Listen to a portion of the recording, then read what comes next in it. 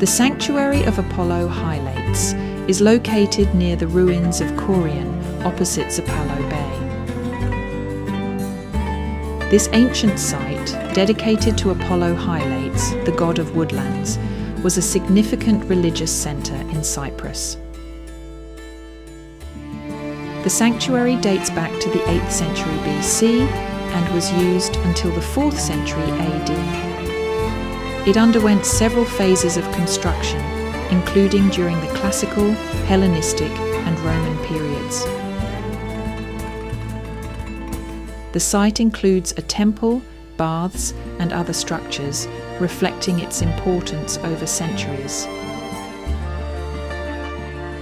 Today, visitors can explore the ruins and imagine the grandeur of this once thriving sanctuary, which played a crucial role in the religious and cultural life of ancient Cyprus.